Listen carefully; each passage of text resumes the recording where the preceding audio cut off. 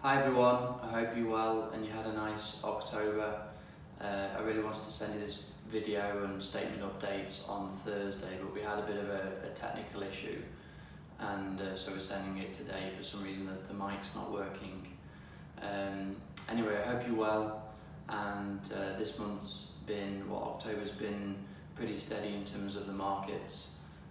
There's obviously quite a lot of volatility at the moment around the world, but it's relatively stable.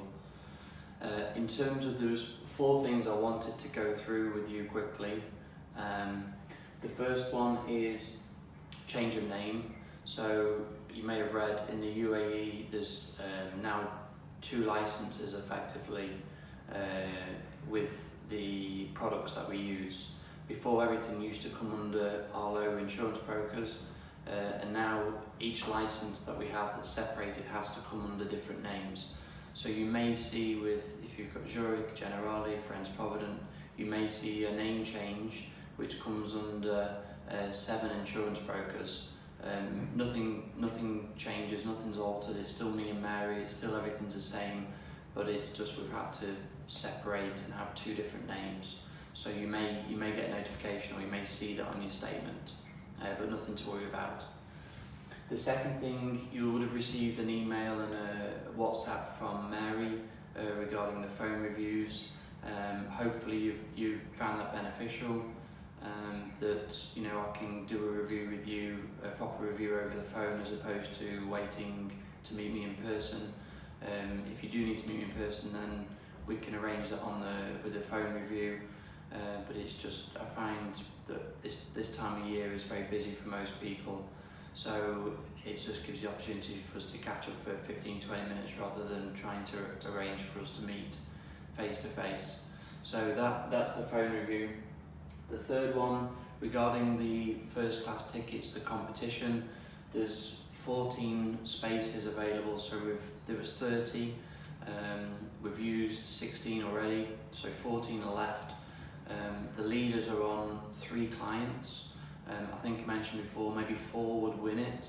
So if you do have a couple of friends and you are interested, let me know.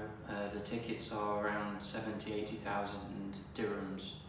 And as I mentioned, you can use, if you wanted to use the money for something else instead, a deposit for a house or kids' education, you can do. So it's a big prize.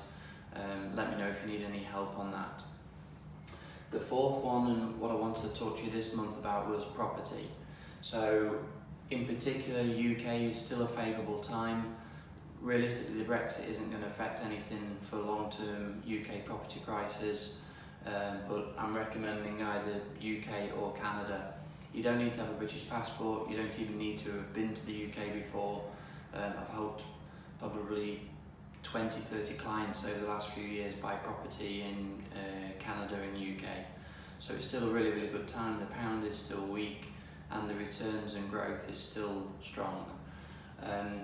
Just as an example, if you bought something for about £140,000, which is around $170,000, I'll just go through with you what that would look like.